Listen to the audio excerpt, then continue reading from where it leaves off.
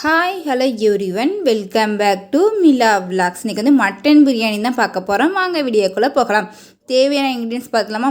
3 ஏலக்காய் எடுத்துக்கோங்க, 5 கிராம்பு எடுத்துக்கோங்க, பட்டை வந்து 2-3 எடுத்துக்கோங்க, வெங்காயம் வந்து நீள நீளமாக வெட்டி வச்சுக்கோங்க, தக்காளி எடுத்துக்கோங்க, புதினால மல்லிச்செடி, பச்சை மிளகாய், ஒரு லெமன் எடுத்துக்கோங்க, தயிர் எடுத்துக்கோங்க, பெப்பர் தூள் வந்து திரிச்சு வச்சுக்கோங்க, வத்தத்தூள், மல்லித்தூள், கரம் மசாலா. அரிசி வந்து நான் பாஸ்மதி அரிசி தான் யூஸ் பண்ணியிருக்கேன். 2 டம்ளர் எடுத்துக்கேன். 20 நிமிஷம் நல்லா ஊற வச்சுக்கோங்க ஃப்ரெண்ட்ஸ். நான் காமிக்க பாருங்கள்.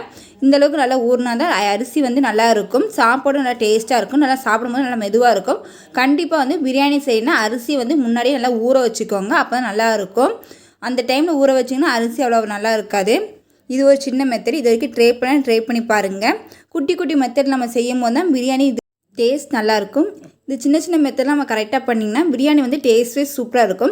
நான் லாஸ்ட் வரைக்கும் நான் குட்டி குட்டி மெத்தட் சொல்லித்தரேன். அதே மாதிரி நீங்கள் ஸ்கிப் பண்ணாமல் பார்த்தீங்கன்னா உங்களுக்கு புரியும். டேஸ்ட்டே சூப்பராக வரும். இன்றைக்கி வந்து நான் மட்டன் பிரியாணி தான் செய்கிறேன். நான் சொன்ன குவான்டிட்டியில் வந்து 4 பேர் தாராளமாக சாப்பிடலாம். ஆயில் பற்றலாம். என்னென்ன ஆயில்ட்டு கோகோனட் ஆயில் எடுத்துக்கோங்க, ரீஃபண்ட் ஆயில் எடுத்துக்கோங்க, நெய் எடுத்துக்கோங்க. 3 நல்லா மிக்ஸ் பண்ணி சேர்த்துக்கோங்க. அப்போ தான் டேஸ்ட்டே சூப்பராக இருக்கும். நான் இன்றைக்கி வந்து சட்டியில் தான் செய்கிறேன். பெரிய இதில் கடாய் எடுத்துக்கோங்க, அடுப்பை ஆன் பண்ணிக்கோங்க. கடாய் நல்லா ஹீட் ஆன ஆயில் ஊற்றிக்கலாம். இந்த மெத்தட் படி நீங்கள் ட்ரை பண்ணி பாருங்கள். நான் குவான்டிட்டி கொஞ்சம் இன்றைக்கி வந்து கம்மியாக தான் செய்கிறேன். நிறைய செய்யும்போது அதையும் உங்களுக்கு மறக்காமல் வீடியோ எடுத்து காமிக்கேன். இன்றைக்கி வந்து பட்டை வந்து ஒரு 2 பட்டை எடுத்துக்கோங்க ஃப்ரெண்ட்ஸ். ஏலக்காய் எடுத்துக்கோங்க, ஒரு 3 ஏலக்காய் எடுத்துக்கோங்க. நெக்ஸ்ட்டு கிராம்பு சேர்த்துக்கோங்க, ஒரு 4 கிராம் சேர்த்து நல்லா மிக்ஸ் பண்ணிக்கோங்க. நல்லா தட்டி சேர்த்துக்கோங்க. நல்லா பவுடராக இருந்தால் போதும். நான் வந்து தட்டி சேர்த்துருக்கேன். நீங்கள் இல்லைனா மிக்சியில் போட்டு திரிச்சு கூட சேர்த்துக்கலாம். கடாய் நல்லா ஹீட் ஆனால் ஆயில் ஊற்றிக்கோங்க, கோகோனட் ஆயில் ஊற்றிக்கோங்க, ரீஃபண்ட் ஆயில் ஊற்றிக்கோங்க, நெய் சேர்த்துக்கோங்க. 3மே நல்லா மிக்ஸ் பண்ணி சேர்த்துக்கோங்க. நான் வந்து இன்றைக்கி வந்து கோகோனட் ஆயில் ஒரு 2 ஸ்பூன், ரீஃபண்ட் ஆயில் ஒரு 3 ஸ்பூன், நெய் வந்து 1 ஸ்பூன் சேர்த்துருக்கேன். 3 ஆயிலுமே நல்லா மிக்ஸ் பண்ணி சேர்க்கணும்னா டேஸ்ட்டே சூப்பராக இருக்கும். இதுக்கு ட்ரை பண்ணி பாருங்கள். இல்லை எனக்கு ஒரு ஆயில் மட்டும் தான் யூஸ் பண்ண பிடிக்குன்னா அதுவும் ட்ரை பண்ணி பாருங்கள். அதுவும் டேஸ்ட்டே நல்லாயிருக்கும். ஆனால் இந்த 3 ஆயில் சேர்க்கும்போது நல்லா மணமாக இருக்கும், சாஃப்டாக இருக்கும் சாப்பாடு. இதுக்கடுத்து நல்லா ஆயில் ஹீட் ஆனால் வெங்காயம் சேர்த்துக்கோங்க. வெங்காயம் சேர்த்து நல்லா மிக்ஸ் பண்ணிக்கலாம். வெங்காயம் சேர்த்தோன்னா லைட்டாக பொங்குற மாதிரி இருக்கும். அது வந்து கோகோனட் ஆயில் சேர்த்தாலும் அப்படி தான் இருக்கும், வேறு ஒன்றும் இல்லை. பச்சை மிளகாய் சேர்த்து நல்லா மிக்ஸ் பண்ணிக்கலாம். பிரியாணிக்கு டேஸ்ட்டு கொடுக்கதே வெங்காயம், தக்காளி, அந்த மசாலா வந்து நல்லா ஒன்று சேர்ந்து தான் பிரியாணிக்கு டேஸ்ட்டே சூப்பராக இருக்கும். இந்த டைமில் மட்டும் நம்ம நல்லா கேர்ஃபுல்லாக இருக்கணும். நல்லா வெங்காயம் நல்லா வதங்க பிறகு நான் அடுத்த இன்க்ரீடியன்ஸ் சேர்த்துக்கலாம். இந்த நேரத்தில் வந்து தேவையான அளவு உப்பு சேர்த்துக்கோங்க, மிக்ஸ் பண்ணிக்கோங்க. சால்ட் சேர்த்த பிறகு இன்றைக்கி வந்து நான் மட்டன் பிரியாணிக்கு வந்து ஸ்வீட்டு வந்து ரவா பாயசம் செய்ய போகிறேன். அந்த வீடியோவை உங்களுக்கு இது காமிக்கேன். கடாய் வச்சுக்கோங்க ஃப்ரெண்ட்ஸ். மட்டன் பிரியாணி சாப்பிடும்போது ஸ்வீட் இல்லாமல் இருக்க முடியுமா? இன்றைக்கி வந்து நான் ஸ்வீட்டுக்கு வந்து ரவா பாயசம் செய்கிறேன். நீங்கள் அதே மாதிரி எந்தெந்த பிரியாணிக்கெலாம் என்னென்ன ஸ்வீட் சாப்பிட பிடிக்கும் மறக்காமல் கமெண்ட் பண்ணுங்கள். இன்றைக்கி என்னென்னு தெரியல, ரவா பாயசம் செய்யணும்னு தோணுச்சு, நான் ரவா பாயசம் செய்கிறேன். ரவையை எடுத்துக்கோங்க ஃப்ரெண்ட்ஸ். 2 கப்பில் ரவையை எடுத்து நல்லா வறுத்துக்கோங்க. பொன்னிறமாக நல்லா வறுத்துக்கோங்க. கொஞ்சம் 1 ஸ்பூன் போல் நெய் ஊற்றி நல்லா மிக்ஸ் பண்ணிக்கணும். நல்லா வந்து ரவையும் நெய் ஸ்மெல்லும் நல்லா வறுத்து எடுக்கும்போது நல்லா டேஸ்ட்டே சூப்பராக இருக்கும். ரவை பாயாசம் வந்து எப்பவுமே ரவை வறுத்து சேர்த்துக்கோங்க, அப்போ தான் நல்லாயிருக்கும் டேஸ்ட் வைஸ். நெய் சேர்க்கறதுனால மனம் நல்லா இருக்கும். நெக்ஸ்ட்டு வந்து நம்ம ஏலக்காய், கிராம்பு, பட்டைலாம் இடித்து வச்சோம்னா ஃப்ரெண்ட்ஸ், அதை வந்து நம்ம பிரியாணியோடு சேர்த்து நல்லா மிக்ஸ் பண்ணிக்கலாம். அது வந்து எப்படி பவுடராக அடிச்சுக்கோங்க. ரொம்ப மிக்ஸ் பண்ண வேண்டாம், ரொம்ப தூளாக இருக்க வேணாம். இப்படி இருந்தால் போதும். நான் காமிக்க பாருங்கள் ஃப்ரெண்ட்ஸ். இதே மாதிரி லைட்டாக நுணுக்கி தட்டி சேர்த்துக்கோங்க. இதெல்லாம் சேர்த்த பிறகு நல்லா மிக்ஸ் பண்ணிக்கோங்க. நெக்ஸ்ட் இன்க்ரீடியன்ஸை வந்து வெங்காயம் நல்லா வதங்க பிறகு தக்காளி, புதினால மல்லிச்செடி எல்லாத்தையும் சேர்த்து நல்லா மிக்ஸ் பண்ணிக்கலாம்.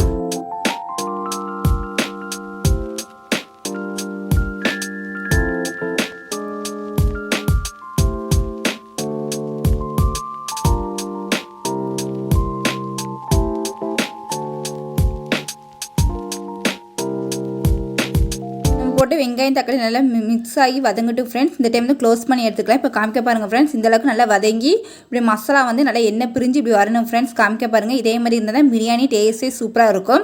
நல்லா மிக்ஸ் பண்ணிக்கோங்க. மட்டன் பிரியாணினாலும் சரி, எந்த பிரியாணினாலும் சரி, நம்மளுக்கு மசாலா வெங்காயம் தக்காளி வதக்குறதால நமக்கு டேஸ்ட் வந்து ரிச்சாக காமிக்கும். இஞ்சி வெள்ளைப்பூடு பேஸ்ட் வந்து நல்லா 2 ஸ்பூன், பெரிய ஸ்பூனுக்கு 2 ஸ்பூன் சேர்த்துக்கோங்க. இஞ்சி வெள்ளைப்பூடு வந்து நல்லா சேர்த்து நல்லா பச்சை வாசனை போகிற வரைக்கும் நல்லா மிக்ஸ் பண்ணிக்கலாம்.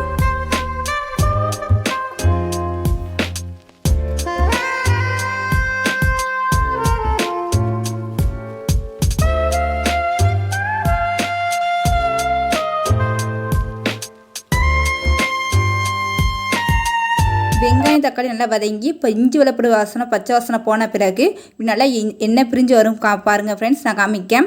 1 ஸ்பூன் மஞ்சத்தூள் சேர்த்துக்கோங்க. இப்படி நல்லா எண்ணெய் பிரிஞ்சு வரணும் உங்களுக்கு காமிக்க பாருங்கள் ஃப்ரெண்ட்ஸ். இதே மாதிரி இருந்தால் தான் டேஸ்ட்டு சூப்பராக இருக்கும். வத்தத்தூள் வந்து 1 ஸ்பூன் சேர்த்துக்கோங்க. உங்கள் காரத்துக்கு ஏற்றாப்புல சாப்பிட்டுக்கோங்க.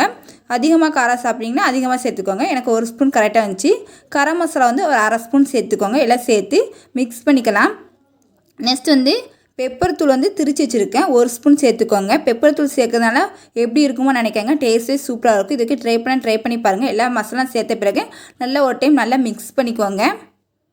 நெக்ஸ்ட்டு இந்த நேரத்தில் வந்து மட்டன் சேர்த்துக்கோங்க. மட்டன் ஏற்கனவே நான் வேக வச்சுருக்கேன்.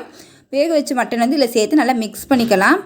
மட்டன் வந்து நீங்கள் எவ்வளோ குவான்டிட்டிக்கு தேவையோ அந்தளவுக்கு சேர்த்துக்கலாம். பாதி பேருக்கு நிறையா இருந்தால் பிடிக்கும், பாதி பேருக்கு கம்மியாக இருந்தால் பிடிக்கும். நான் வந்து அளவாக சேர்த்துருக்கேன். அரிசிக்கு ஏற்றாப்புல சேர்த்துருக்கேன். உங்களுக்கு எப்படி பிடிக்குமோ அந்தளவுக்கு சேர்த்து நல்லா மிக்ஸ் பண்ணிக்கோங்க. மட்டன் வந்து ஏற்கனவே குக்கரில் வச்சு வேக வச்சு சேர்த்துக்கோங்க. மட்டன் சேர்த்த பிறகு நல்லா மிக்ஸ் பண்ணிக்கோங்க. அந்த மசாலா வாடை வந்து இந்த மட்டனில் வந்து நல்லா மிக்ஸ் ஆகணும். அந்தளவுக்கு மிக்ஸ் பண்ணிக்கோங்க. காமிக்க பாருங்கள் ஃப்ரெண்ட்ஸ். இந்த அளவுக்கு நல்லா எண்ணெய் பிரிஞ்சு நல்லா வரணும். பிரியாணிக்கு டேஸ்ட் கொடுக்குறது இந்த மசாலாவும் இந்த மட்டன் அந்த எண்ணெய் ஸ்மெல் தான். நம்ம எந்த அளவுக்கு நல்லா டேஸ்ட்டு செய்கிறோமோ அந்தளவுக்கு வந்து மசாலா வந்து நம்ம கவனமாக கேர்ஃபுல்லாக இருந்தால் தான் நல்லாயிருக்கும். இப்போ வந்து 1/2 பாக்கெட் போல் தயிர் சேர்த்துக்கோங்க. நல்லா புளிக்காத தயிராக சேர்த்துக்கோங்க. சேர்த்து நல்லா மிக்ஸ் பண்ணிக்கோங்க. புளிப்பு இருக்கும்போது நல்லா டேஸ்ட்டாக இருக்கும். இந்த டைம் வந்து ஒரு லெமன் எடுத்துக்கோங்க. ஒரு லெமனை அப்படியே புளிஞ்சிக்கலாம். லெமன் நல்லா ஃபில்ட்ரு பண்ணி எடுத்துக்கலாம். லெமன் சேர்க்கறதுனால வந்து எப்படி இருக்குமோ நினைக்காதீங்க. நல்லா டேஸ்ட்டு தயிர் லெமன் சேர்க்கறது வந்து புளிப்பு வந்து நல்லா இருக்கும். இந்த டைம் வந்து நம்ம மசாலாவில் சேர்த்துக்கலாம். பாதி பேர் ரைஸ்க்கு அடுத்து சேர்ப்பாங்க. எனக்கு வந்து மசாலாவில் சேர்க்கும் போது தான் அது வந்து நல்லா டேஸ்ட்டாக இருக்கும். நல்லா சேர்த்த பிறகு எல்லாத்தையும் நல்லா மிக்ஸ் பண்ணிக்கோங்க.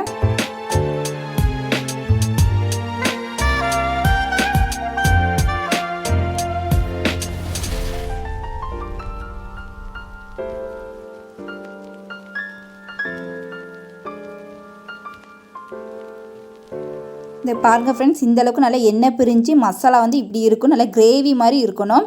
இப்படி இருந்தால் தான் பிரியாணி வந்து நல்லா சாஃப்டாக டேஸ்ட்டாக எம்மியாக இருக்கும். நம்ம முக்கியமானது இந்த மசாலா தான். நல்லா க்ளோஸ் பண்ணிக்கோங்க. இப்போ தேவையான அளவு தண்ணி ஊற்றிக்கலாம்.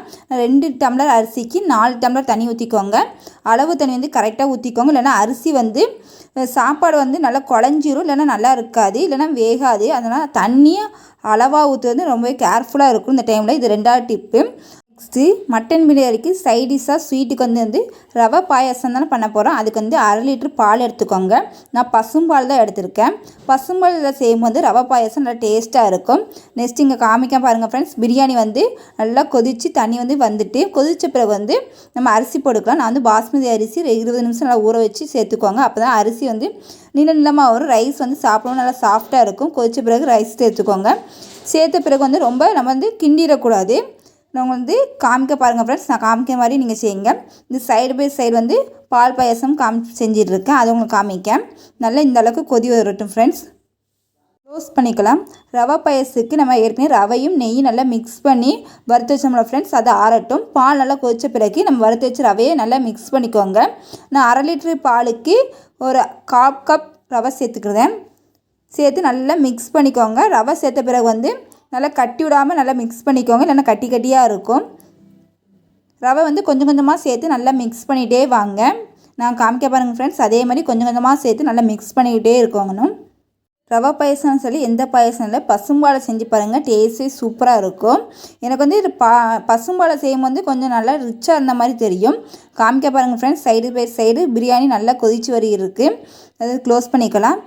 ஒரு 1/4 கப் ரவைக்கு சீனி வந்து நீங்கள் அதிகமாக சாப்பிட்டீங்கன்னா அதிகமாக சேர்த்துக்கோங்க. எனக்கு வந்து 1/4 கப் ரவைக்கு 1/4 கப் சீனி போட்டேன். எனக்கு வந்து சீனி சாப்பிடும்போது நல்லாயிருக்கும். டேஸ்ட்டே சூப்பராக இருக்கும். இந்த டைமில் வந்து ஏலக்காய் வந்து ஒரு ஏலக்காய் நல்லா தட்டி சேர்த்துக்கோங்க. நெய் வந்து 2 ஸ்பூன் சேர்த்து நல்லா மிக்ஸ் பண்ணிக்கோங்க. ரவை பாயசத்துக்கு வந்து சுகர் வந்து இங்கே தேவையான அளவு சேர்த்துக்கோங்க. பாதி பேருக்கு ரொம்ப சுகர் இருந்தால் பிடிக்கும், பாதி பேருக்கு மீடியமாக இருந்தால் பிடிக்கும், பாதி பேருக்கு லோவாக இருந்தால் பிடிக்கும். உங்களுக்கு ஏற்றாப்புல சேர்த்துக்கோங்க. நல்லா தம் போடுறதுக்கு முன்னாடி இலையை நல்லா போட்டு மேலே நெய் ஊற்றி இலையை போட்டு வச்சு தம் போட்டுக்கோங்க. ஒரு 20 நிமிஷம் கழித்து போட்டுக்கோங்க. பாருங்கள் ஃப்ரெண்ட்ஸ். நான் பிரியாணி காமிக்க பாருங்கள். பிரியாணி வந்து நல்லா வந்துட்டுனா இப்படி தூக்கி இருக்கும். காமிக்க பாருங்கள் ஃப்ரெண்ட்ஸ். இதே மாதிரி நல்லா எஞ்சி நிற்கணும். அது அப்படி இருந்தால் தான் பிரியாணி நல்லா வந்திருக்குன்னு அர்த்தம். பிரியாணி எடுத்தோடனே ரொம்ப மிக்ஸ் பண்ணிடக்கூடாது, சைடு தான் எடுக்கணும். நான் காமிக்க பாருங்க, அதே மாதிரி தான் எடுக்கணும். ஏன்னா அன்றைக்கி எனக்கு டேஸ்ட் ரொம்ப சூப்பராக வந்துச்சு. இது வரைக்கும் ட்ரை பண்ணி பாருங்கள். மட்டன் பிரியாணி, ரைத்தா, ஆனியன் ரைத்தா, ரவா பாயாசம் அன்றைக்கி எங்கள் வீட்டில் லஞ்ச் மெனு. நான் சொன்ன மெத்தட மறக்காமல் ட்ரை பண்ணி பாருங்கள். இந்த வீடியோ பிடிச்சா லைக் பண்ணுங்கள், ஷேர் பண்ணுங்கள், கமெண்ட் பண்ணுங்கள். மிலா விலாக்ஸை சப்ஸ்கிரைப் பண்ண மறந்துடாதீங்க. தேங்க்யூ ஃபார் த வாட்சிங்.